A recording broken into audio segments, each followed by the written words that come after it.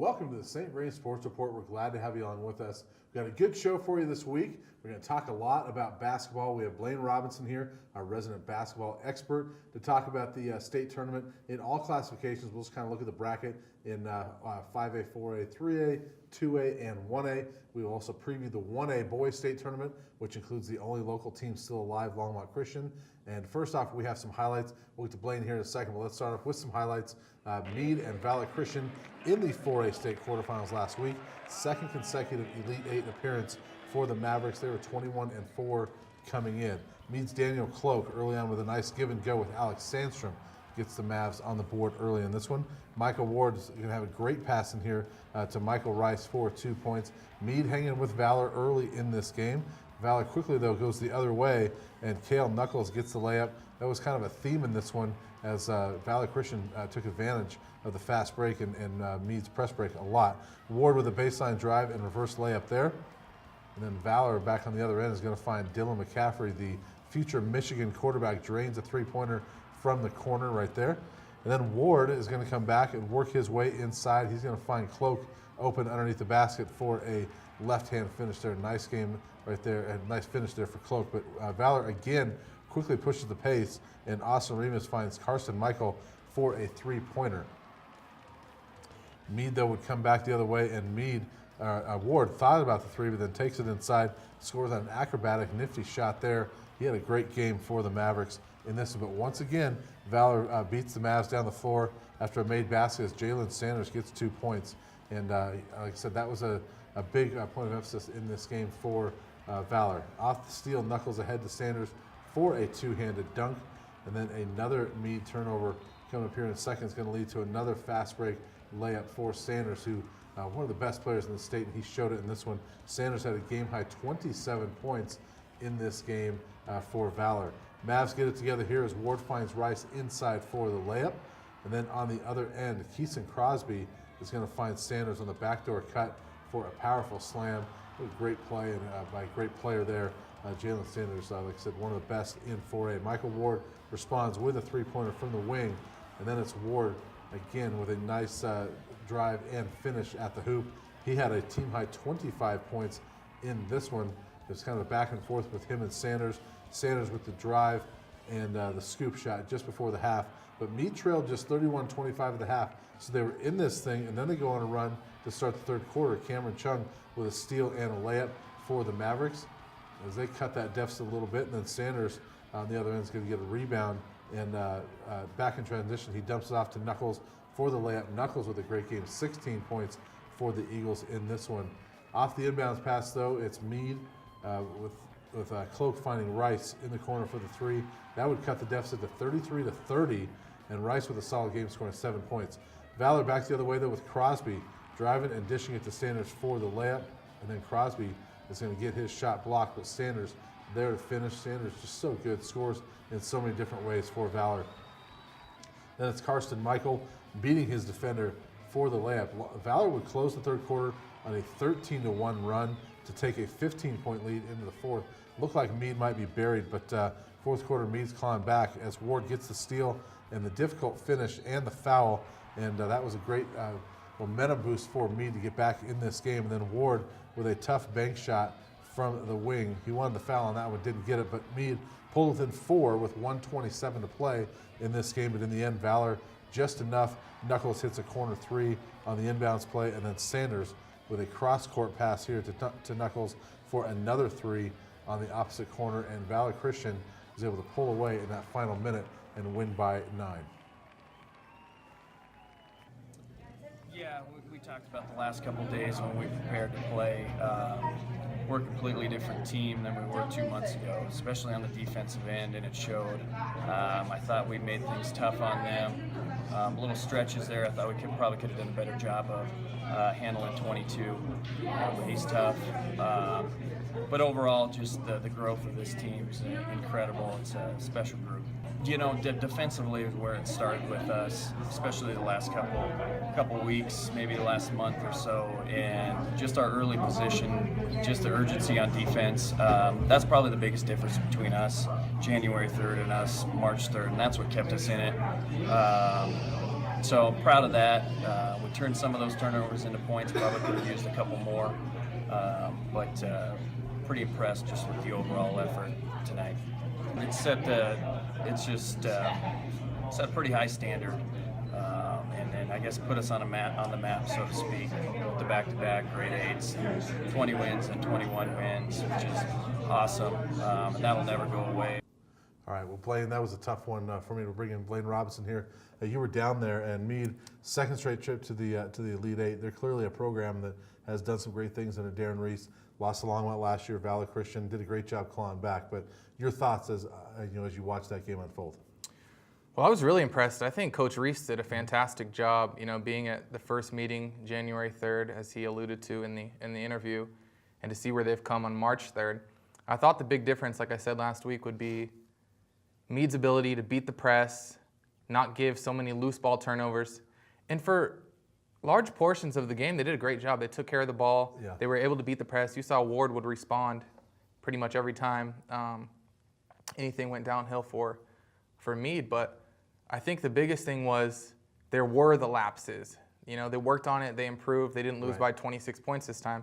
But there were the lapses, and those couple times they lapsed to begin the second quarter, when you saw the two dunks by Sanders and the points in transition, and then to end the third on the 13-1 run, it was still just Meade. It was Valor's ability to put that pressure on Meade full court that was the difference in the game. They gave up too many easy buckets in transition. Yeah, Meade couldn't get a stop there at the end of that third quarter and capitalize on the offensive end. But we saw it a few times in those highlights, Blaine, where Valor or Meade would get a nice bucket, but then wouldn't get back on defense, and Valor Christian beats them right away.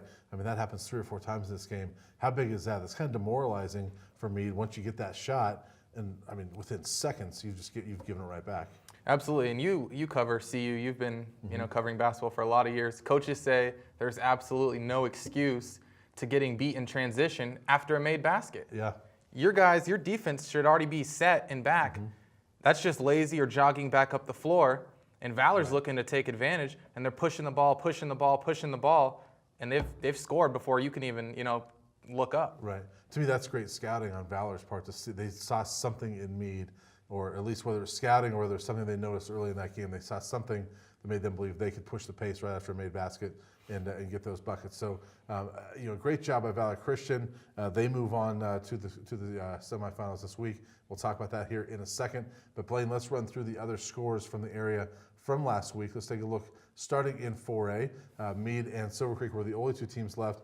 There's Meade's first round matchup. They just get past Northridge, which was a tough one that we both thought would be a really tough one for Meade, but they're able to get that one. And Silver Creek goes down to Pueblo West and gives the defending state champs a game, loses by 8. Trent Dykem at 36 points for Silver Creek, Blaine, but David Simmental, the reigning 4A player of the year, 37 points and 24 of 24 at the free throw line. Sets a state record for the most free throws made without a miss in a single game. So 24 and 24 is insane. I believe he was like 18 of 18 in the fourth quarter. So Simmental just insane in that game.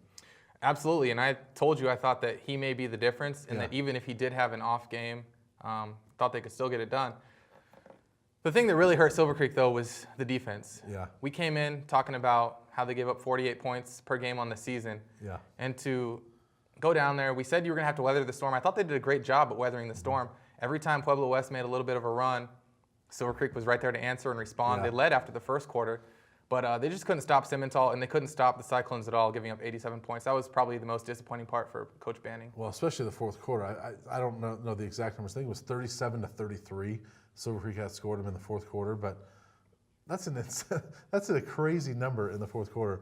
I think it was like 70-some points between the 2 teams scored in those 8 minutes. So Silver Creek did a great job offensively late in that game, but couldn't get those stops to get them over the top. Let's go back to that graphic real quick and take a look at those other scores. The Lions girls in the 2A regionals, they go down to Denver Christian and lose, and they finished off 19-4.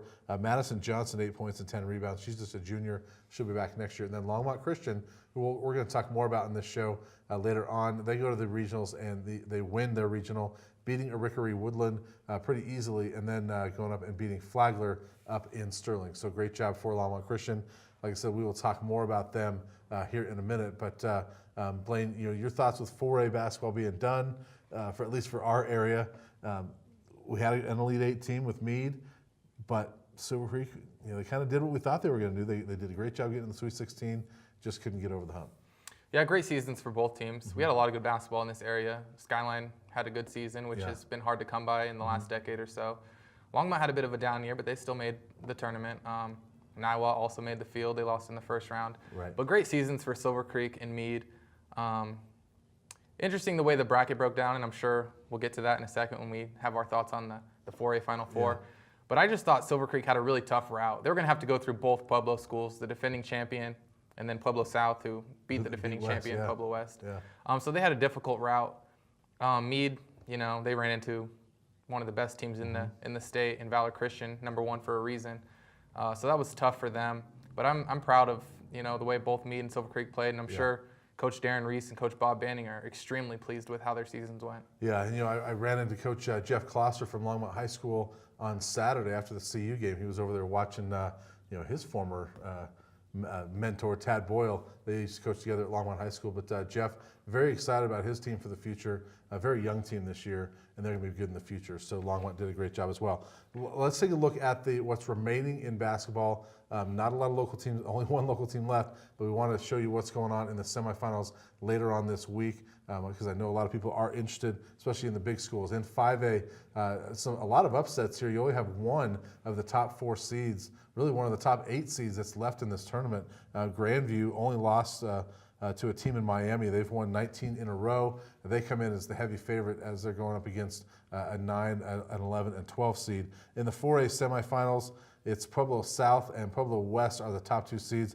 They are the favorites. Pueblo South, their only in-state loss is to Pueblo West, and the two of them beat each other. And then Evergreen is last year's runner-up. So a good field there in 4A, and Windsor, of course, we know around here pretty well. In the 3A girls, Sterling is the #1 team. They lost in the semifinals last year. They are 24-0, 75-3 in the last 3 years, but no state title. They're looking for that this year. Manitou was the runner-up last year, coming in as a 12 seed. In 2A, #1 Yuma is the favorite. They are 20-3. They're the defending state champions. They've been to 4 straight state championship games, but only won one of them, so they're looking to win 2 in a row. And then in 1A, Kit Carson is the #1 team.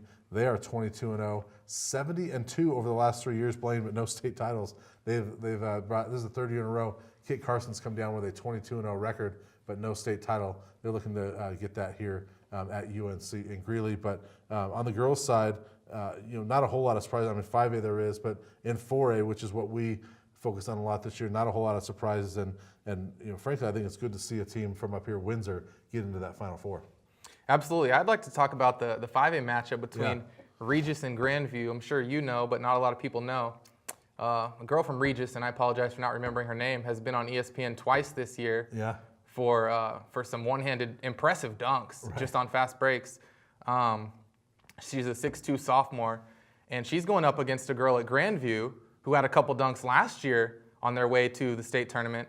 So if you guys are looking for something to see down in the Coliseum this weekend, that may be a good game between Grandview and Regis, where you may see some high-flying action in girls, which we don't see often around here. Yeah, definitely some very athletic girls between those two schools, and so that'll be a fun one down at the Denver Coliseum with 4A and 5A later on this week. Let's take a look at the boys' semifinals and quarterfinal matchups, looking at the big and small schools.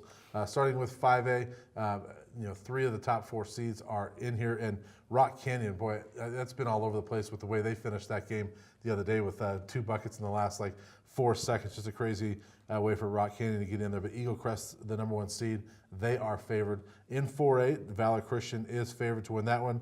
Against number 12, Golden, who is a surprise team here. That's a team, Blaine, that you and I thought that Longmont could have maybe defeated. That we thought Longmont had a good road because, well, they only had to face Golden. Well, now here's Golden all the way in the Final Four. And then Pueblo South on the other side, probably the favorite against Lewis Palmer. But then we'll talk about 4A here in a second, Blaine. But let's run through 3A and 2A real quick.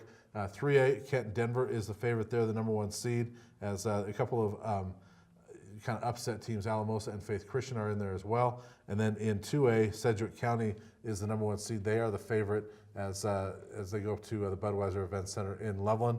And then let's take a look real quick at that 1A.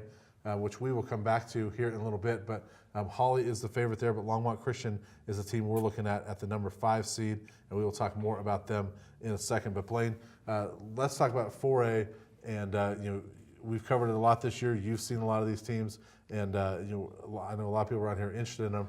Your thoughts on the 4A semifinals and a team like Golden getting into in the Final Four? Yeah, going back to what we mentioned earlier, I like Valor as heavy favorites in that matchup against Golden. Golden, interestingly, they beat Evergreen. You and I talked off air about that game a lot. Evergreen had a better overall record, a better conference record, and had beaten Golden twice in the regular season. Yeah. Somehow Golden got that game at home in their gym, which was a surprise to us based on those things I just mentioned. But they were able to get it done. But I like Valor a lot in that matchup. I think that was the easier side of the bracket, really in its entirety. On the other side, it's just a really interesting matchup because we both know that Pueblo West is a very good team. So for Pueblo South to defeat them, they're a very good team. Right. But Lewis Palmer and these Scott brothers just keep getting the job done. Right. They're on the 4th and final brother, Joel Scott. He leads the team in scoring at 13 points per game. And they went up to D'Evelyn and beat D'Evelyn. You mentioned D'Evelyn has been in the Elite Eight in 5 of the last 7 years, which is just impressive. But that tells you a lot about Lewis Palmer. They keep getting to this spot too. They've been in so many Final Fours in the last 5 years, led by a different Scott brother, from Josh Scott to Jordan Scott to Jonathan Scott, and finally to Joel Scott this year. So that's going to be a tough one. I think I will pick Pueblo South in that matchup for a Pueblo South Valor Christian final. I'm not sure what your thoughts are. Yeah, I agree with you. I think it's going to be Pueblo South and Valor, and I'm actually going to pick Pueblo South to win 4A in boys and girls. I think they could sweep that thing. So, Pueblo South they're very good at basketball. They are. They've always been good at basketball. So, I don't know about you, but I'm picking Pueblo South to win 4A. I think I'm going to pick Valor. I think Pueblo South's the more talented team, but I think they're going to exact a measure of revenge on Pueblo area schools after really getting hammered last year in the championship game to Pueblo West. I think Jalen Sanders should be the best player on the floor. I think this is his time. He's a senior, and I think they're going to get the job done. Awesome. We'll look forward to seeing how that shapes out in the big schools. Of course, let's focus for a few minutes on the one team around here that is left, Longmont Christian. The boys are having a great season, and we were able to catch up with Coach Myron Huey earlier this week to talk about the season they've had, the team they have, and he gave us kind of a lowdown of what's going on with Longmont Christian as they head into state this week. We've had a great season. I think this is the most wins ever in the school, and they've never been to the state tournament. And we have guys that's been with us, a lot of them, for 3 years. We also picked up a couple kids from Faith Baptist that are really high contributors for us. It's quite a bit of excitement, not only in the school, but with parents and fans, because we have quite a following right now, and it's an exciting time of year. We've got 5 guys that start that can all score, and then we've got a pretty good bench that can come in. Luke Pacino is closing in on 300 threes in his high school career. His brother Dominic is a freshman, and he's been our leading scorer the last 3 out of 4 games, as well as our leading rebounder. Jackson Solom has been averaging about close to 20 points a game in the last 5 or 6 games, after averaging about 8 earlier in the year. And he's a bull on the boards. Cameron Howdeggy, he's been with me 3 years also, and he leads our fast break. He gets out on the break, and very, very athletic kid. And even though I mentioned this kid last, he's probably a catalyst for us, and that's a kid we got from Faith Baptist when they closed. Clayton Eldred, a little point guard, and he just doesn't make mistakes. His brother Timmy is a sophomore, and he came in the other night defensively and held a kid that was a terrific scorer for the last 3 quarters. So we're pretty pleased with what we have. We've got a very close-knit group. To give you an example, no one cares who scores, and that's unusual in high school basketball. They don't care, they want to win. The thing that I like most about this is that small school atmosphere. I'm from Indiana, and I played in 2 of the gyms that are in Hoosiers. And my brother even coached at Milan, which was what Hickory was based on, in Hoosiers. So it's an atmosphere that is really different, and the kids here are enjoying it. Not just the players, but the kids, and of course we have elementary kids here, and they're starting to get into it. And we're we're really hoping that it snowballs from year to year. It is great to see Longmont Christian doing so well and going to the state tournament for the first time in their history. A school that has a carpeted gym in their school, and they play in a rubber gym, normally. And so for them to go on actual hardwood gyms and play basketball is a great job for them.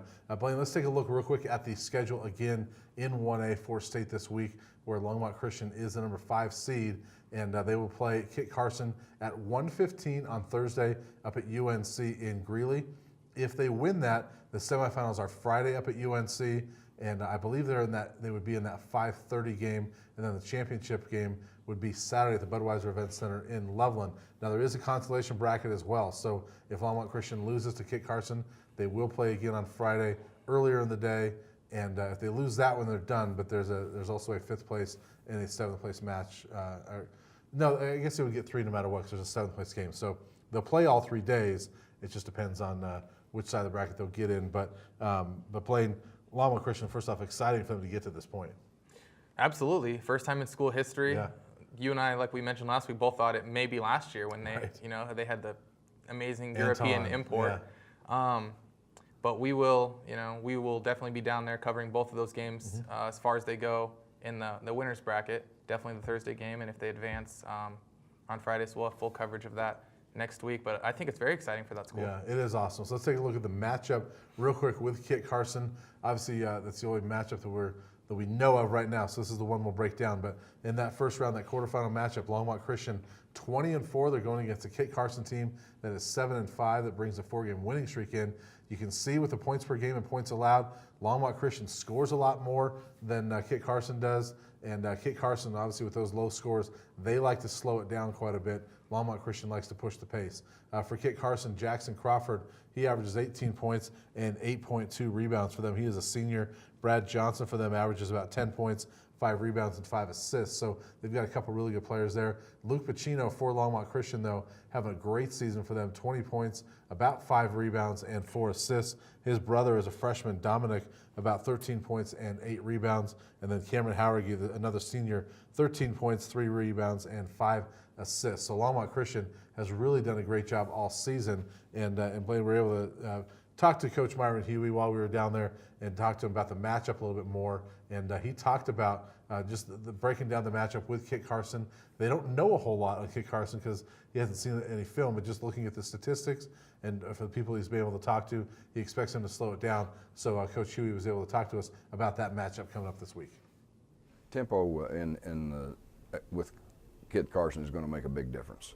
They do like to slow it down a little bit. We like to speed it up. And we've done a really good job with tempo the past 5-6 games. And that's something that you don't learn overnight. They're also very good offensive rebounders. And that's kind of been our Achilles heel, is allowing people second shots. So if we can take care of that, we've got an even to better chance. We're going down to win 3. Now, if we're not going to win 3, we ought to stay home. Whether we win 3 or not is up to these guys in the hall right here. But we're going to play hard 3 games and leave it on the floor each game. All right, Blaine. We have not seen Kit Carson play. Coach Huey has not seen Kit Carson play, so we haven't seen them. But in general, you played, with Skyline, you played for a number of years. Longmont Christian, a team that wants to push the pace. Kit Carson wants to slow it down. What does Longmont Christian need to do to make sure they dictate the pace against a team that wants to control tempo? Yeah, dictating the pace is critical. I think one of the first things you want to do, and I'm sure one of the first things Coach Huey will be talking about with his team, is forcing turnovers. Because if you can force turnovers and you turn it into a fast break game and you establish a little bit of a lead or a little bit of a cushion, the other team starts to speed themselves up. Yeah. You don't have to do it anymore. They start to speed themselves up, they're erratic with the ball, and I'm sure Coach Huey's going to say, let our defense dictate the pace. Let's create havoc, let's create some turnovers, let's get out in the transition game, get some easy buckets, build a little bit of a cushion, and then force Kit Carson to play out of their comfort zone by forcing things, trying to speed themselves up, trying to get back in the game, and let them take themselves out of their comfort zone. Yeah, and that's obviously, that's a recipe in a lot of games, but especially against that team that likes to slow it down and get them out of that comfort zone. So, Blaine, really appreciate you joining us today and helping us break down the basketball Really appreciate you doing it last week and this week. And we'll do it again next week as we talk about Longmont Christian and their state, how they did at the state tournament. Like Blaine said, we'll be up there this weekend to get some highlights of them. We'll also talk about some spring sports next week as well, as they're getting going here in the next couple of weeks. We want to thank Blaine and Tim Ellis for getting some video for us this week, as well as Blaine and Don Gurton for all the behind the scenes work on this show. Check out the bocopreps.com and the Longmont Times Call to get you up to date on everything going on in high school sports in the area. Also like us on Facebook and check us out on the web at longmontchannel.com, where you can watch this or any other programs you like here on Channel 8. And as always, we want to thank you for watching. We look forward to seeing you again next week.